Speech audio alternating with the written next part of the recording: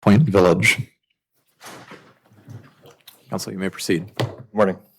May it please the court, Anthony Suetsugu for plaintiffs appellants, who I'll call the owners. I'd like to reserve 5 minutes for rebuttal. This case is really about protecting the rights of property owners who purchased their units at Wailea Point, relying on protections that were expressly provided to them under the declaration. However, the district court's order endangers those property rights. The most consequential of those errors was the inappropriate application of the series qualifying canon.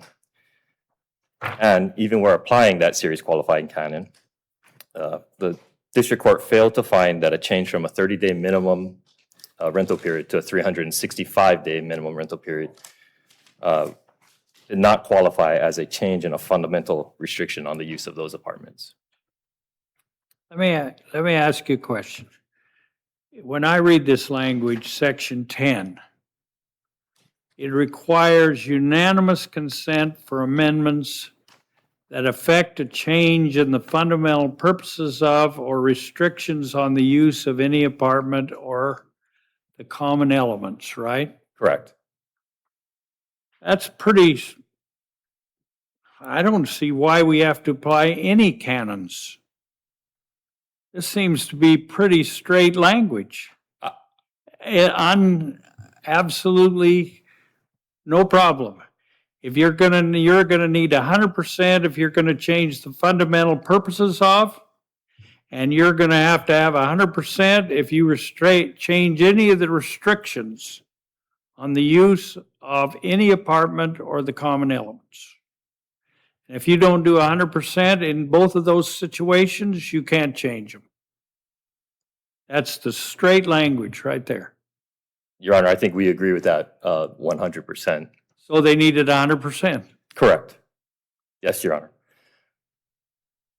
And furthering that point is the actual title of the section that we're talking about, which is Article 7, which directly addresses the purposes of and the restrictions on the use of the apartment. Well, I wonder in terms of this question of choosing which fork in the road we take, whether this is regardless of how we distribute the word fundamental, whether it's a purpose or a use.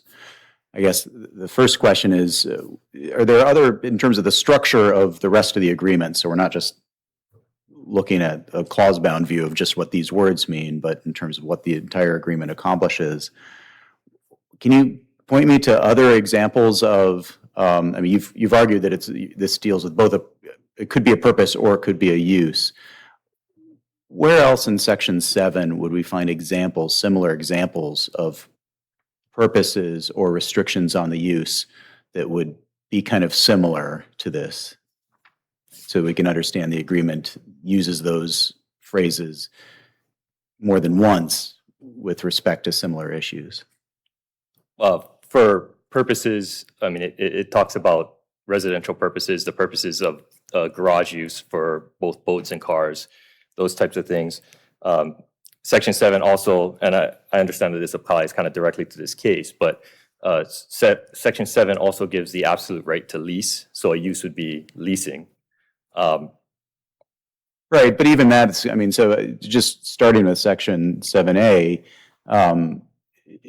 it's an absolute right to lease subject to a time period. So that suggests that absolute doesn't mean absolute for as long as you want. It's absolute subject to the time period. The time period itself is spoken to for transient purposes. I guess, does that make it a purpose or a use? One of the things I'm just trying to figure out is like getting away from this sentence, which may or may not be ambiguous. Other examples. I'm not sure the garage use is the best example because it refers to transient purposes. Yes, if I'm understanding your question correctly, that transient purposes would be the leasing is the use of the apartment, and I guess a transient purpose would be a purpose. I mean, I think that's how there's a difference between a use and a purpose. A transient purpose lends itself more towards a commercial use versus the residential use of an apartment under a 30-day lease, for example. So, and is everything that you might do with the unit either a purpose or a use in the typology of this agreement? I mean, are there other rules that are neither purposes or nor restrictions on uses? What I also think that it's important to note that Article 7 does give the association powers to enact other restrictions as long as it doesn't conflict with the declaration. I mean, I say this is like a very basic question, but I mean, suppose they want to adopt a rule that like you can't hang beach towels over the railing. Is that a restriction on the use of the unit? It wouldn't be a restriction on the use of the unit that conflicts with the declaration, And why is that? because the declaration doesn't have a provision that expressly either allows or limits the use of a railing Okay. for hanging. a Wouldn't that still be a change in, that would be a restriction on use? And it would be, there isn't presently such a restriction in the agreement. So Arguably, it'd be a restriction on use. so it would be a change in the restriction on use. Yes, So the no beach towel rule has to, would require unanimity? no, because again, it doesn't, our position is that that Article 7 provides the association with the right to make rules and regulations and restrictions, as long as they don't conflict with the declaration. So as long as there is not something in the declaration that goes against that, they can make those types of restrictions, such as a restriction on hanging a towel. Because that would be a restriction that they could impose without requiring an amendment to the declaration. Correct. And what we're talking about in the context of all this, we have to remember that we're talking about an amendment to the declaration, which isn't just a small act. It's a lot more than just having the association vote, 7 members or however many members there are voting whether or not, we think this is appropriate or not. So if in 7B, for example, which seems to be one location for a series of restrictions and uses, it would take 100% if there were a rule adopted that would unreasonably disturb the rights of other owners and occupants, because that's a restriction on use that is listed in 7B. Correct. Okay. I wonder, right, that's if I suspect that's subject to some dispute, right, in terms of if that's a restriction on use, and if we're treating this as a restriction on use, it does seem to be, at first glance, a pretty high bar, but why wouldn't the towel example be something that could disturb the right of, reduce the value of the property, increase the rate? I guess, right, when you're looking at 100% unanimity requirement, and we want to avoid that holdout problem with respect to condominium properties, can you give us some assurance that restriction on use is not so broad that anyone can come in and say, well, wait a second, that conflicts with 7B? Well, there are protections within 7B that would prevent that. I mean, for any purpose which would injure the reputation of the property, unreasonably disturbed, so there's a reasonable standard there.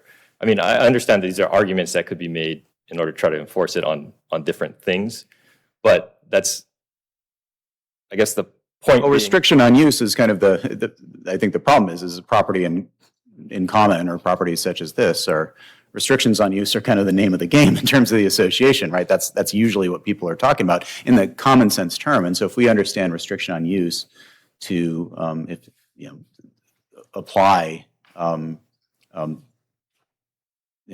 broadly, right, restrictions on use that may conflict with this, then I worry about that being a problem later on in terms of, pets, or, right, there's all sorts of arguments you can make under this. I would agree with that, but I think we need to focus on the question that's before the court. And the question before the court talks about a restriction on the use that is an absolute right as listed in and again, I'm not saying that they don't have the right to restrict it, but it's outlined that leasing is an approved use, and they're fundamentally or materially or significantly placing restrictions on that. Well, let's go to purpose, I guess, the purpose piece, because I think the timeline is a little bit closer to phrasing of purpose, right? This transient purposes, and the less than 30 consecutive days seems to be more associated with a purpose. How do we draw the fundamental, non-fundamental line with respect to purposes? You can imagine the kind of slippery slope questions I could ask about everything between 31 and 364. Yes, and again, I would go back to there would have to be a declaration amendment in order to get there. So, I know before the district court, it went through a whole gamut of, whether it was a day, if it changed it by a day or a second or all of that. But again, that would never happen because you're going to have a declaration amendment to get to that point. And so I don't think getting into that hypothetical is exceptionally helpful here. I mean, I'm happy to engage in that. But I mean, I guess I have a sort of related question, which is wondering on your reading, what work is the word fundamental doing? So, I mean, can you give us an example of anything that would be a non-fundamental or a change in purposes, but not a change in the fundamental purposes?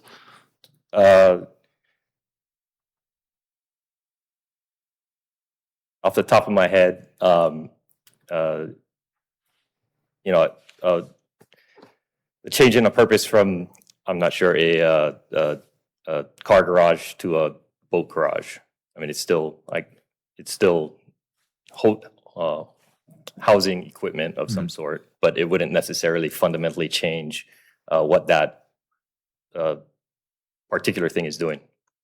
Or, you talk about residential use, whether it be long-term, extremely long-term residential use or year-long residential use, I think there could be changes in the degree of what that residential use is. That would be a purpose as opposed to a fundamental change in that purpose. You wanted to reserve Yes. some time. Thank you, Your Honor. You may.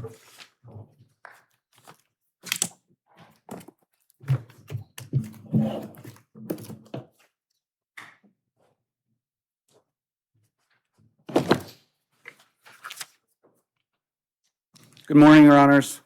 May it please the court, I'm Andrew Salinger. I represent the Association of the Wailea Point Village, including the directors that were sued by the plaintiffs. This appeal concerns a narrow question of contract interpretation. The declaration permits amendments by a 67% supermajority and reserves unanimity only for amendments affecting fundamental changes to the purposes or use of apartments. Well, you're paraphrasing there, and you're paraphrasing in a way that makes carrying the word fundamental across both nouns sound a lot better than it does in the actual agreement, where we have, two very different kinds of phrases on opposite sides of the or, right? So it's fundamental purposes of or restrictions on the use of, and so. Why shouldn't we apply the rule that you don't carry the modifier, across two sort of syntactically kind of disparate phrases on opposite sides of a disjunctive? Sure, Judge Miller. So the series qualifier canon, that what we're looking at is there's a parallel construction. So purposes and restrictions are both plural. They both have the same preposition. So purposes of, restriction on the use of. Well, I mean, the latter has two prepositions, right? I mean, it's got a noun and then a prepositional phrase and then the of, right? So it's not parallel in that sense, is it? I believe it is parallel because it has the same construction in terms of the word of following the noun. And there's one adjective that qualifies or distributes then to both nouns in that sentence. What would a fundamental restriction on the use of an apartment be? A fundamental restriction on the As use opposed to a restriction on the use. You have so 7B contains a list of restrictions on the use. What would a fundamental restriction on the use of an apartment? The fundamental restriction on a residential apartment is that it is to only be used as someone's domicile, to be a residence. And as the Hawaii short-term rental case, we've cited it for different purposes, but what I cited it for is when the court looked at and analyzing short-term rentals and noted that the duration doesn't change the use. The use is still being used as a domicile. Someone's living there. It's residential. That's the fundamental use. Other restrictions that the association can pass would be a restriction on use, such as like Judge Miller gave, of of putting out towels on the balcony. Let me ask you a little bit. Let me interrupt. Why is it I'm using a qualifier or all of these ideas to try to determine whether fundamental goes across to modify restrictions or use or whatever, when I can read the language in its clear meaning, and I don't need to use any qualifier. I don't need to use any, if you will, series qualifier or all of that. I just say there's a fundamental purpose of, there's a restriction on the use of, and fundamental doesn't even come across in the plain language of the section 10. Why do I even have to get to fundamental? Why does it have to go across? It's plain.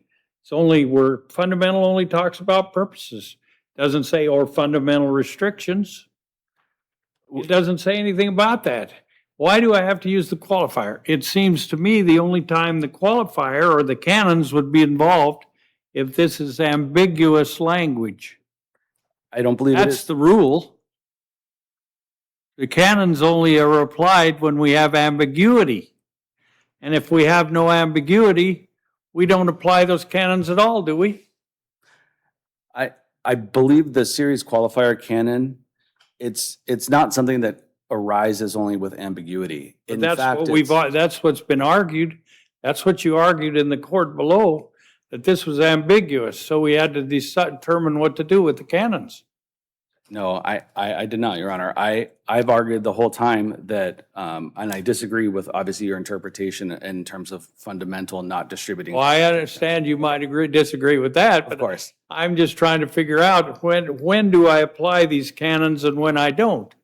I read all the big treatises about this, and usually the canons come in when there's an ambiguous language. But if I determine as a court that it's not ambiguous at all, I wouldn't even have to think about the canons, would I? That's true, Your Honor, except I would just note that this canon, specifically the series qualifier, has been said that it's nothing, Where was it said? it's nothing complex beyond the fact that it's how we normally Where was apply. that said? Even if it was said, where is it said such that I can go read it? If I find this to be clear and unambiguous language, fundamental doesn't modify restrictions in the least in what I read here. Where do I read that I have to apply the canons at all?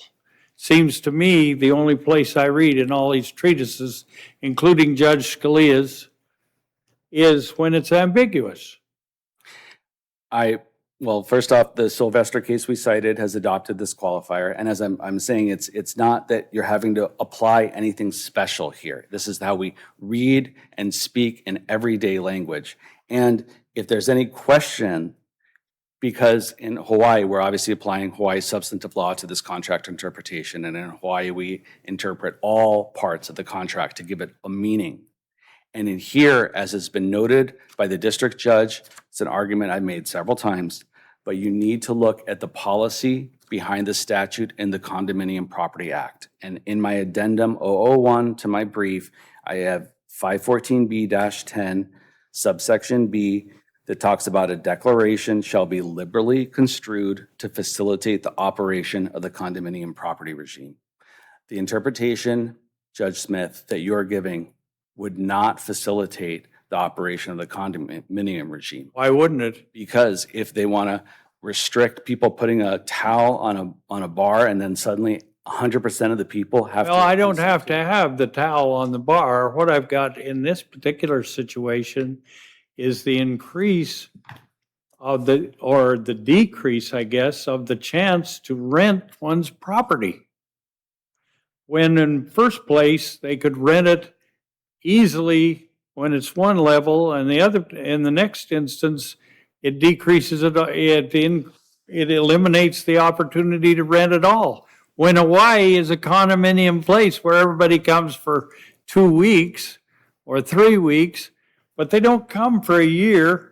And what you're really saying is from there on, this language with only 60% of the condominium owners telling the other residents you can't rent anymore.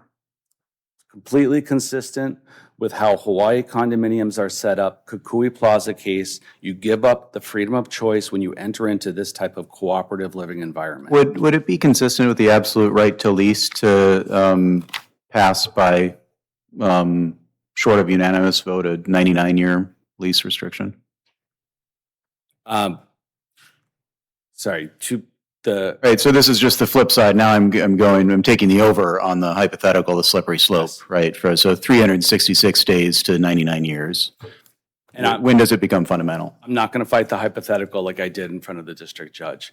I've thought about this a lot. Okay. And I acknowledge that at a certain point, there would be an argument that there's a fundamental change. Because if you extend the duration of that restriction so much that you're fundamentally altering and taking away the concept of leasing, 99 years, essentially someone's life. Now you can only do it one time. So that's something I've never acknowledged before, but in thinking about this hypothetical more, I think there is a point. It's not before the court to decide that in this case, and it's clearly not 1 year. 30 days, 1 year, these are typical ways that people lease their property. It's not unreasonable. It's an incremental change. It's a durational change. It's not a fundamental change. What would, And I guess on the fundamental piece, the risk of taking us off of this, do you have other examples of, in Section 7, what would be an alteration of fundamental purpose? Which terms would speak to fundamental purposes, if not the transient purposes clause? From Section 7, no, and a lot of discussion from my friend has been made about the title. Well, then what does fundamental purpose refer to? It refers to the categorical use of property. So you're putting a boat in it instead of your family, or vice versa. Correct.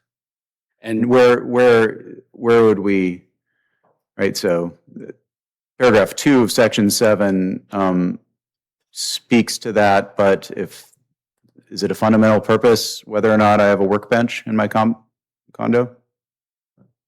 A dark room? no, it's not. And that's my point of what I was trying to say is Section 7 does not list a whole list of fundamental purposes.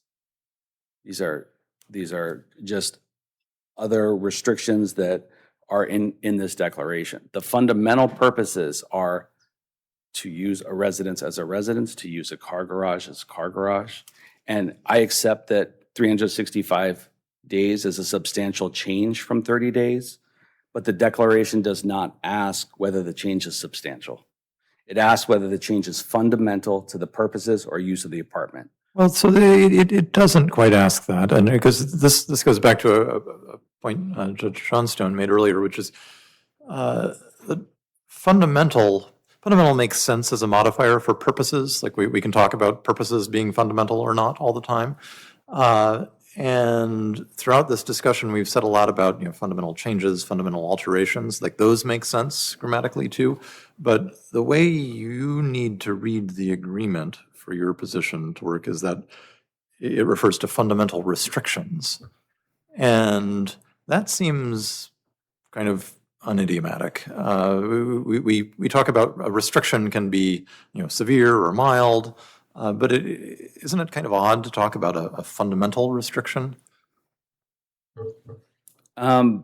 Yes, I see that, Judge Miller. I mean, residential units remained residential units before the amendment and after the amendment.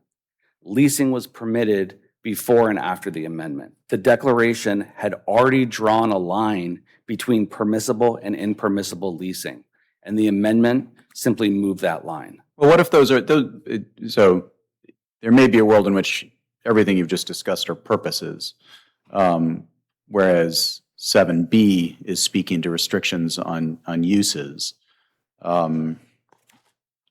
Do you agree with your friend's reading that we should take Section 10 to which says requires consent affecting a change in the restrictions on use of any apartment or common elements, that's only triggered not by sub-declaration rules that might restrict uses, but only sub-declaration rules that effectively amend or conflict with the declaration? Right, so in other words, the towel example, or any number of different uses, right? So the board adopts a, what might be called a restriction on use. And I take your friend's point is that the reason we don't have to worry of reading a unanimity requirement for any sort of rule or regulation concerning the use of a condominium, separate from fundamental purposes, is because the declaration kind of only cares about restrictions on uses that are equivalent to nuisance, safety issues, et cetera. I disagree. And So so in other words, a reading that no towels on balconies is is a restriction on the use. It's not fundamental, would require 100%. absolutely not. I'm sorry, I keep coming back to the fact that the fundamental applies to the restrictions on use. And it would be unworkable. Does fundamental modify restrictions or use? It modifies restrictions on use of. So it doesn't modify the use of, it just modifies restrictions on the use of? Restrictions on the use of. And so you'd say that 7B, for example, is a list of fundamental restrictions on the use, that you can't use it for nuisances or safety violations, or change the amount of insurance, for example, you have on it. I do not view the uses identified in Section 7 as fundamental uses. Well, what uses are fundamental then? We just had this discussion about purposes, but I'm trying to, if not using your property in such a way that it serves as a nuisance to your neighbors is a fundamental restriction on the use, what is? The fundamental restriction on the use is that it be used for residential use. But you're going back to purposes, right? So they View can't them as one be, and the same. that they're one and the same. Yes. Similar to when someone would speak thing that about rights worry- and responsibilities. So purposes are things that you're allowed to do, restrictions are things you're not allowed to do. Yes. Thing that worries me is that we keep changing from fundamental restrictions to fundamental use. And I looked at this trying to really look at what you're trying to say, even if I apply fundamental. Do I apply it to restrictions? Or do I put it just fundamental use? So we have fundamental restrictions on any use? Or do we have restrictions on only fundamental uses? And you told me, oh, this is only fundamental restrictions. Okay, then I tried to find, well, what's a fundamental restriction? You won't agree with what he thinks a fundamental restriction is, and I frankly don't know what one is, and how does it differ from any other restriction? And therefore, why does fundamental apply at all? Why fundamental applies is for, If I don't know what a fundamental restriction is. it's back to, I'm sorry to repeat myself, but it's back to the character of the use of the property and whether it's being leased. Now we're back to use again. We're not talking about fundamental restriction now. You're talking about a use. You're saying well, that's the worry that I have. Well, the The restriction. problem that I have here is that right now this declaration says the tenants have absolute right to the lease, the apartment, subject to transient use restriction. That's what it says. Yes. And the amendment gives a 12-fold increase in the minimum lease term. Correct, Your Honor.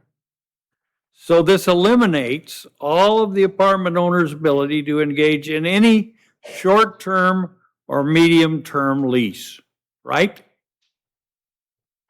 Correct, Your Honor. So if the right to lease is a fundamental use, then how can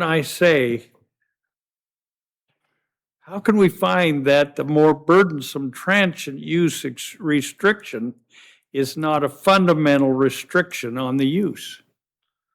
Because the restriction already existed in the declaration. It was already there. The transient one was. Correct. But let me tell you, count 12-fold increase in what it is.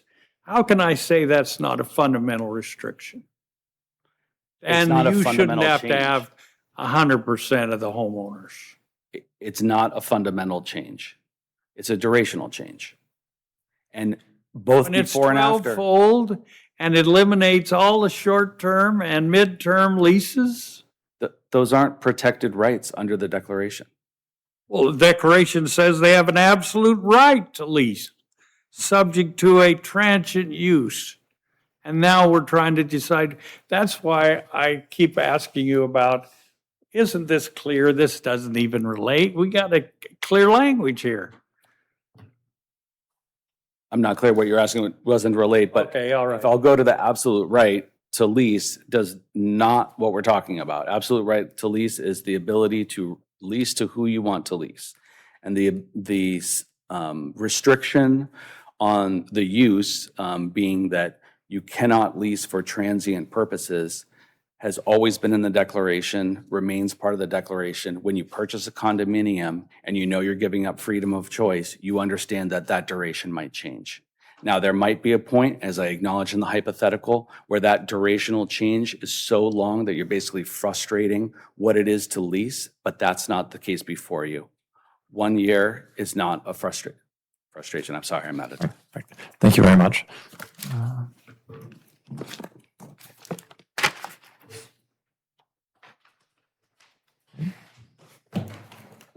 Rebuttal?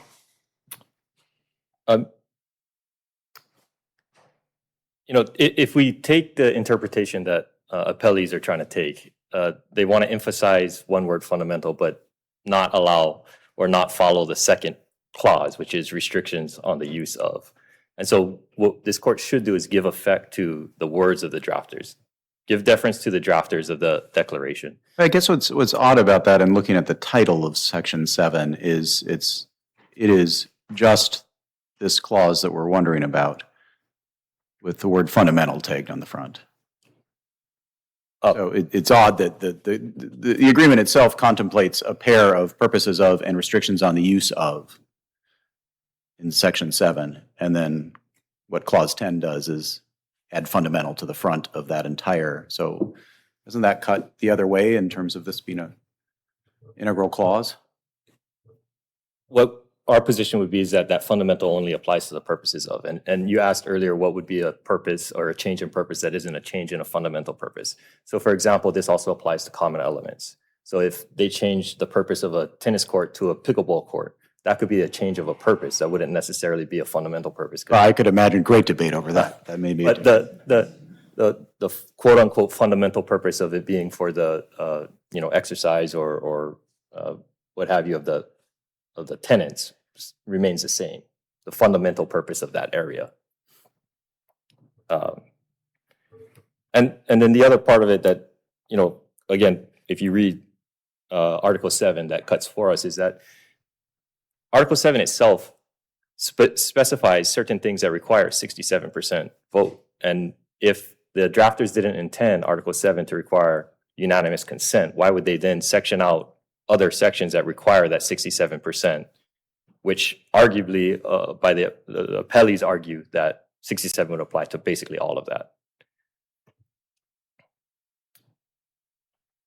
And then just lastly, touching on the that towel conversation that we had, that a rule restricting towels, it would be hard to find that would be against the safety of the condominiums or a nuisance. It would actually have to be a rule that forces a towel out there that arguably would violate maybe safety, nuisance, reduce the value, or increase insurance costs.